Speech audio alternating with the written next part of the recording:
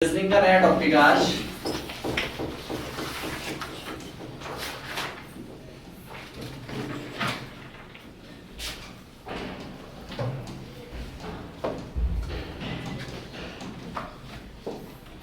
Inequalities. यहाँ पे थोड़ा साइन का मतलब समझना आपने, ठीक है। अगर मैं बात कर रहा हूं दो पर्सन के बीच में age wise, height wise, weight wise कुछ भी, तो डिफरेंस आएगा कि नहीं आएगा। जैसे आप दोनों का height wise, weight wise check कर रहा हूं मैं, तो डिफरेंशिएट होगा। तो मैं अगर ये बोल रहा हूं कि A is greater than B, है ना, अगर एक स्पेसिफिक मेजरमेंट हो रहा है, या वेट हो सकता है, मास हो सकता है, कुछ भी हो सकता है। A is greater than B मतलब एक का जो प्रोफाइल है वो बड़ा है किससे, B से। वो वेट में भी हो सकता है, हाइट में भी हो सकता है, कोई भी एक डायमेंशंस वाइज हो सकता है, ठीक है। या एज वाइज भी हो सकता है कि A की जो एज है वो ज्यादा है किससे, B, तो ग्रेटर दी होगा। अब ये क्या साइन रिप्रेजेंट करेगा, A is smaller than B। और अगर मैं बात करूं कि A is greater equals to B, इसका क्या मतलब हुआ, जो A की ऑल वैल्यूज है ना, ध्यान समझो, A की जो भी पैरामीटर्स है या तो वो बराबर हो सकते हैं B के साथ या बड़े होंगे, ठीक है ना। यानी ये A greater than equals to B का मतलब हुआ A can be equals to B and A can be greater than B, but A can never be smaller than B। ऐसा केस कभी नहीं आएगा। आई बात समझ में? ऐसा केस बिल्कुल भी नहीं होगा। ये दो पॉसिबिलिटी बन सकती है, समझ में आया। अगर मैं बात कर रहा हूं कि A is smaller than equals to B, तो यहाँ पे कॉज ये हो सकता है कि एक जो मान लेते हम कि A की एक है मिनिमम लिमिट, एक है मैक्स लिमिट, और सेम तरीके से B की लिमिट है, एक है मिनिमम और एक इसकी मैक्स। तो जो एक वैल्यू है A की वो तो बड़ी है किससे, B से। A की दूसरी वैल्यू क्या है, बराबर है किससे, B से। ऐसा केस हो सकता है। आया समझ में? तो ये तीन चार चीजें याद रखनी है, ठीक है ना। क्वेश्चन कैसे बनते हैं अब यहाँ पे, क्वेश्चंस रेज होते हैं स्टेटमेंट एंड कंक्लूजन बेस्ड। कैसे क्वेश्चंस रेज होंगे, स्टेटमेंट एंड कंक्लूजन। एक स्टेटमेंट हो सकती है, दो स्टेटमेंट होगी, उसके बिहाफ पे कंक्लूजंस क्या क्या निकलेंगे। कंक्लूजन नंबर 1, कंक्लूजन नंबर 2, यानी कंक्लूजन 1 ठीक बात कर रहा है तो उसको only conclusion 1 is follow correct, only conclusion 2 is follow. Options होंगे आपके पास, only conclusion 1 is follow, option B होगा only conclusion 2 is follow, option C होगा आइदर 1 और 2 इज फॉलो, ऑप्शन डी होगा नाइदर 1 और 2 इज फॉलो, या ऑप्शन ई होगा relation can not be established, दोनों के बीच में एस्टैब्लिश कर ही नहीं सकते, ना ही 1 से ना ही 2 से। आएगा समझ में? क्लियर हो गया ना। इस तरह के चार ऑप्शंस होंगे, तो डायरेक्टली क्वेश्चन पे बढ़े, ये चार साइन का आपने याद रखना है, ठीक है। अब क्वेश्चन देखो, यहाँ पे क्वेश्चन में स्टेटमेंट कह रहा है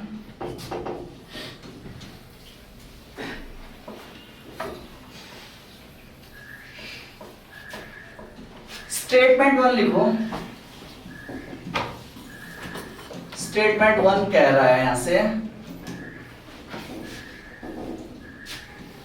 f is smaller than n, फिर कॉमा है, कॉमा मतलब अलग रिलेशन, ठीक है। n equals to d, comma d is greater than t। ये एक स्टेटमेंट दी हुई है क्वेश्चंस की। अब इसके जो कंक्लूजन्स है, कंक्लूजन्स आर कंक्लूजन नंबर 1, इसके दो कंक्लूजन्स निकलेंगे, है ना। कंक्लूजन नंबर 1 कह रहा है f is greater then n, conclusion number 2 कह रहा है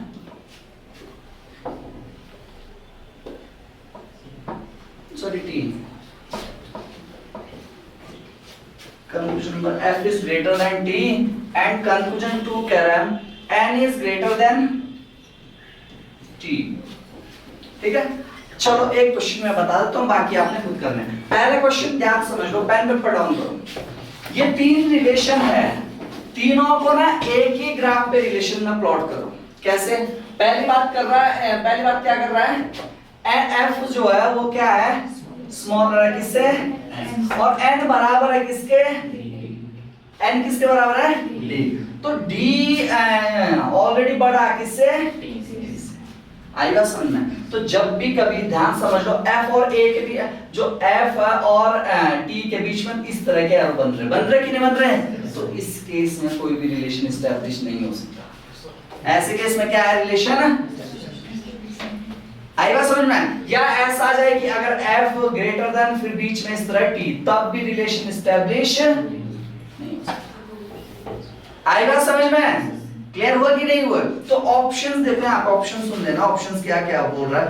इफ कंक्लूजन एफ की बात कर रहा है ये, नहीं चलो ठीक है, नहीं स्टेटमेंट 1 तो पहली गलत हो गई।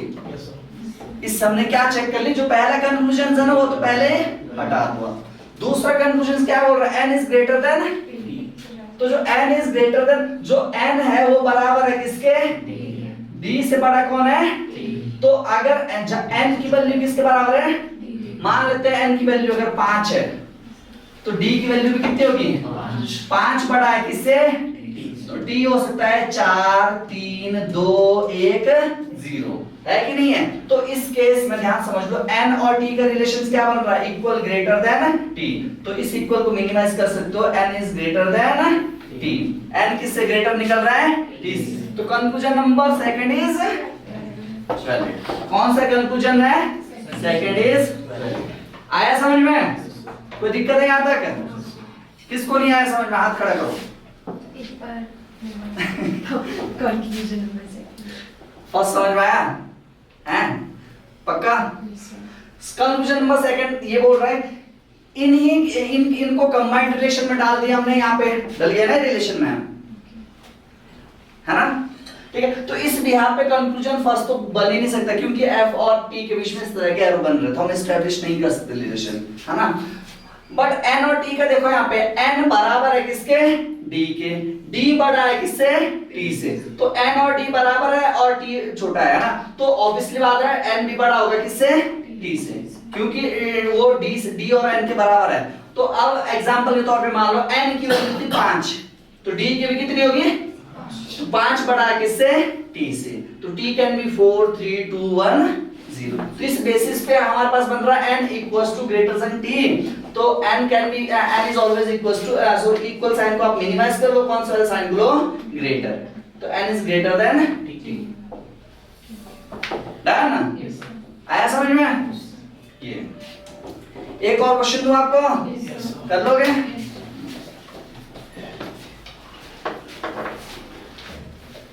कभी भी जब पढ़ना होता है ना, स्टार्ट विद रीजनिंग और मैथ्स। अगर जिन बच्चों में इंटरेस्ट मैथ्स में बढ़िया है तो मैथ्स से शुरू करो, अगर पढ़ने का मूड नहीं है, मूड बनाने का वाला सब्जेक्ट होता है रीजनिंग। हाँ, जिन बच्चों को मैथ्स में बहुत इंटरेस्ट है तो वो शुरू कर सकते हैं मैथ्स से। मान लो इंग्लिश या कोई और जो एक थ्योरेटिकल सब्जेक्ट पढ़ना है, तो बूस्टर डोज मैथ्स और रीजनिंग होता है ना? मैथ्स उनके लिए बूस्टर है जो जिनकी कमांड अच्छी है मैथ्स में, रीजनिंग सभी के लिए, ठीक है ना?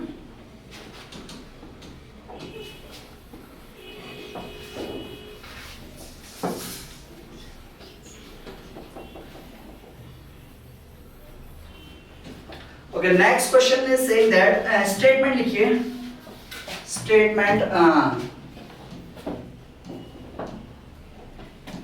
statement कह रहा है यहाँ पे,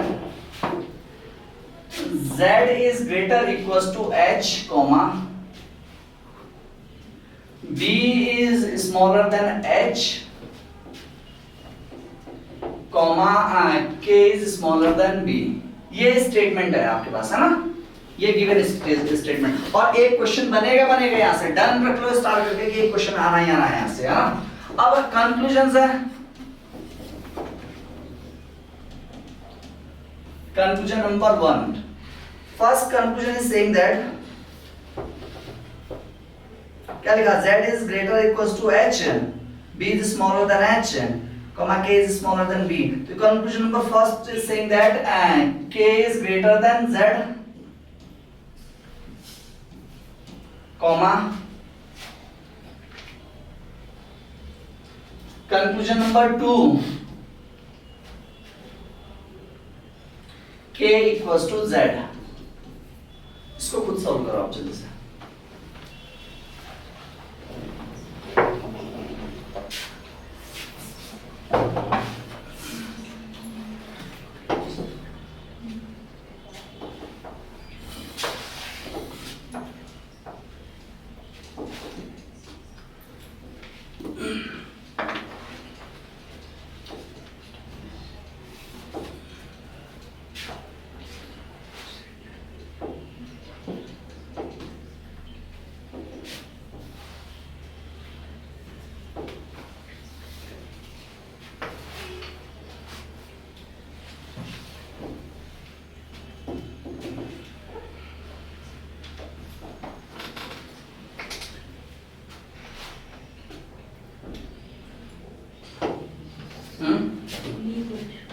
इधर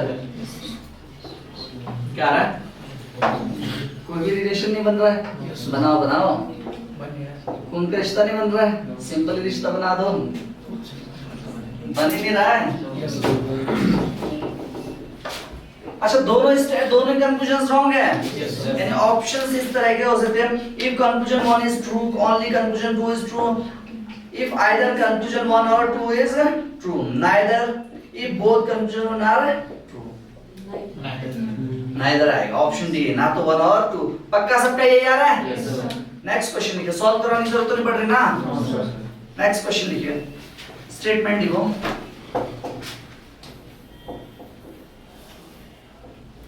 स्टेटमेंट 1 बोल रहा है इसका,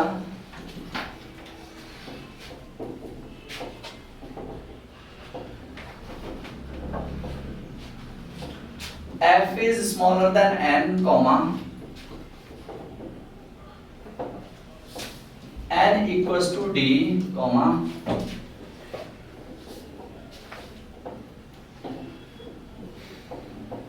ये तो भी कर लिया ना,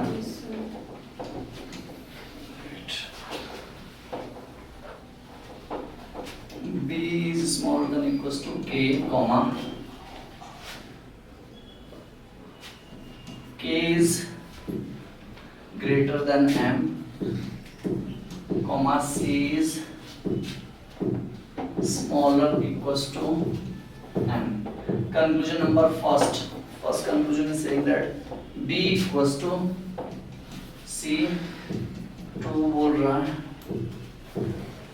k equals to c,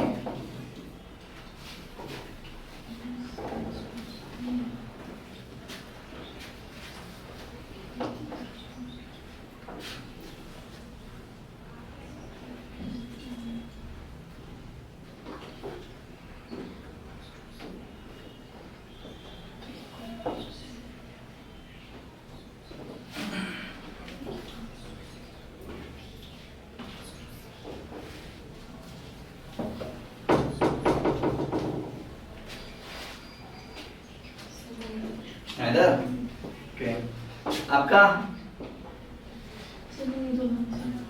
ये आंसर है नाइदर, आपका ऐसा है क्या? एक मिनट रख दीजिए, तो वेरीफाई करना ही पड़ेगा, ऐसे कैसे हो सकता है हर क्वेश्चन आपका नाइदर ही आ रहा है, बस पक्का सोच लो, चलो करके देखते हैं।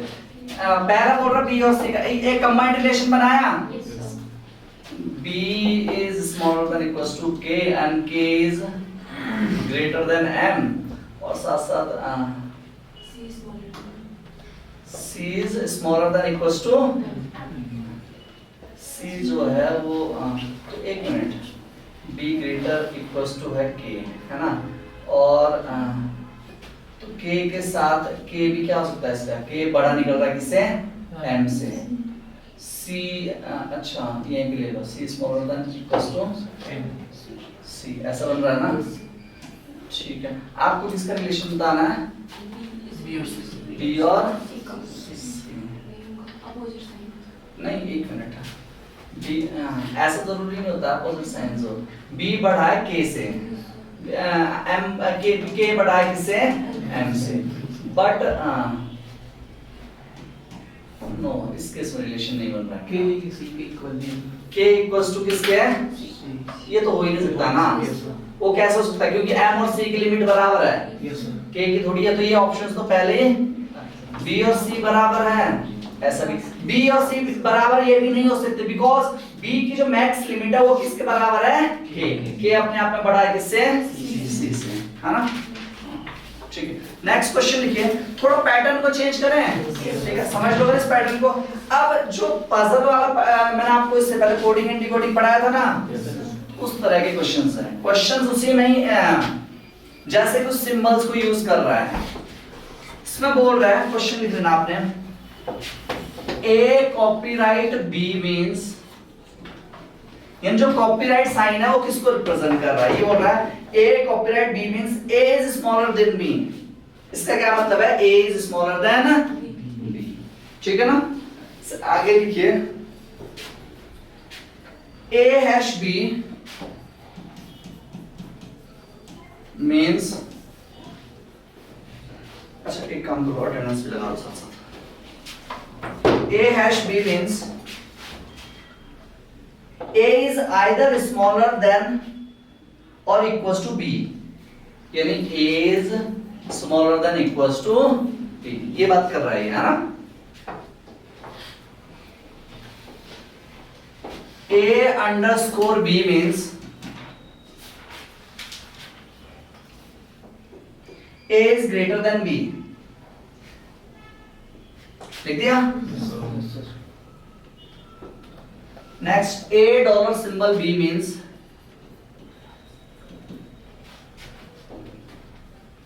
A is either greater or equals to B, यानी A is greater equals to B। Next है A@B means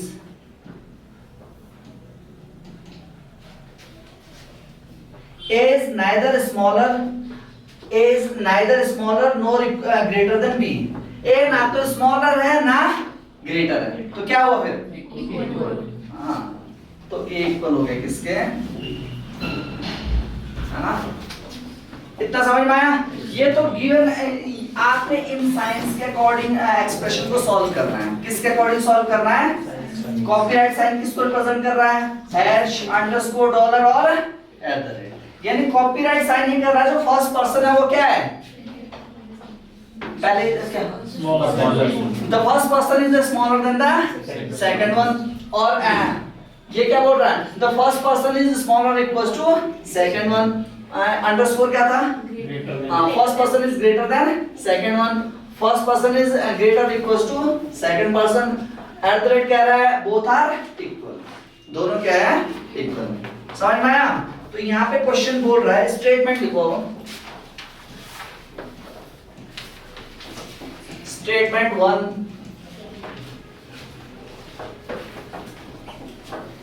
V hash S comma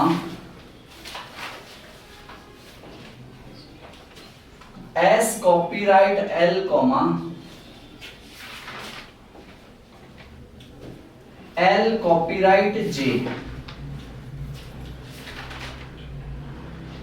S copyright L comma L copyright J। अब इसके कंक्लूजन्स,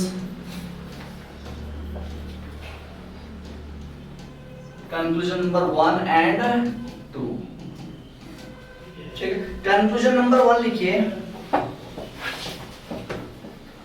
M%G। कंक्लूजन 2 है H dollar symbol G। करो sir, इसमें तो percentage हाँ copyright है दोनों जगह, सॉरी एक मिनट, परसेंटेज नहीं था, ओ सॉरी आगे वाला क्वेश्चन, परसेंटेज नहीं है, ये तो प्रॉब्लम हो गई। ठीक है, इसके जो कंक्लूजन है, V कॉपीराइट L और S कॉपीराइट J।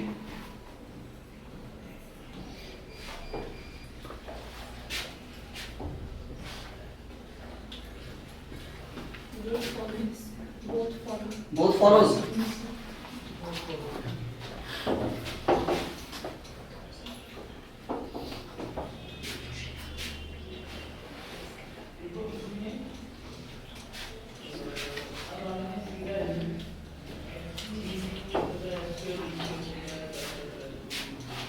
नाम डाल दो उसमें, आप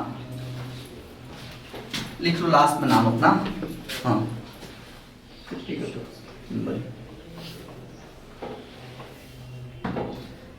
आज 28 यहाँ डालो।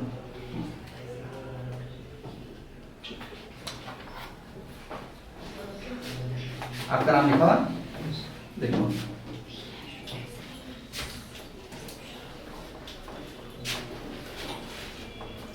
नेक्स्ट क्वेश्चन लिखिए, आया सबका? ये दोनों फॉलो हो रही हैं। नेक्स्ट क्वेश्चन लिखिए, एम स्टेटमेंट में लिखो M hash R comma R copyright J, yes R copyright J comma J hash H, ये थी स्टेटमेंट है ना। कंक्लूजन पे आओ। कंक्लूजन नंबर फर्स्ट कह रहा है M hash H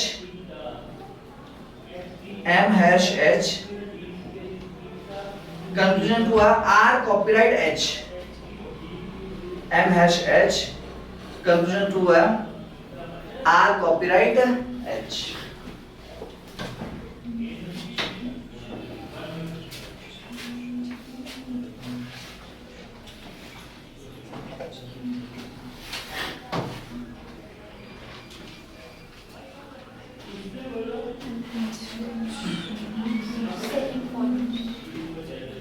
Second is follows.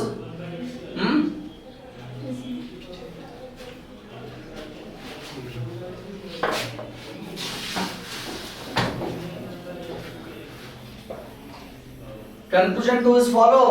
ये आ रहा सबका।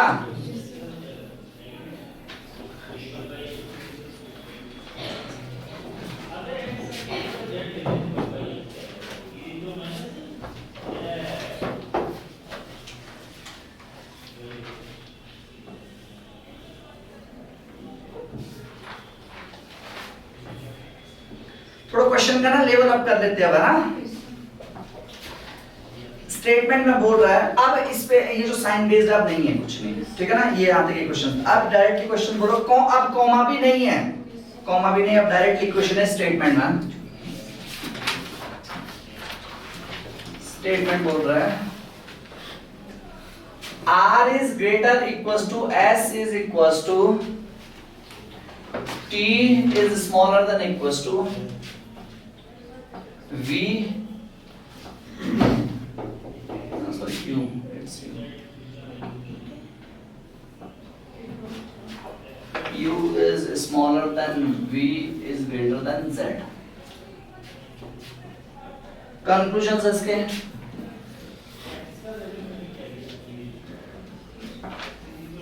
conclusion number 1 Z is smaller than T। Second conclusion is S is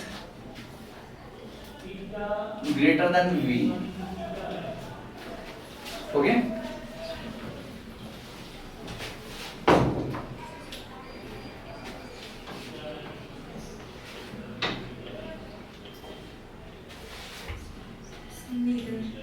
neither पक्का। Z is greater smaller than T। Z कहाँ है? हाँ, Z is smaller than T।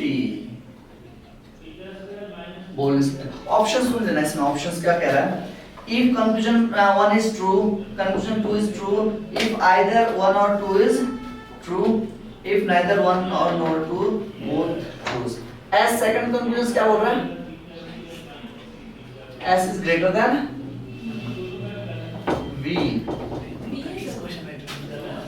हाँ V है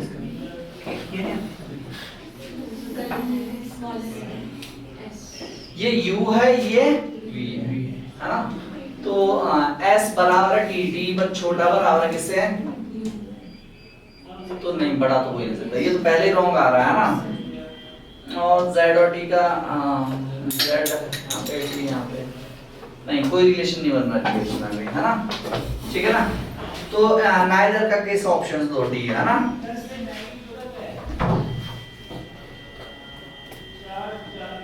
मेरे को लगता है पहले वाला शायद नीदर था, जो इससे पहले वाला जो सेकंड फॉलो बोल रहे थे, मेरे को लगा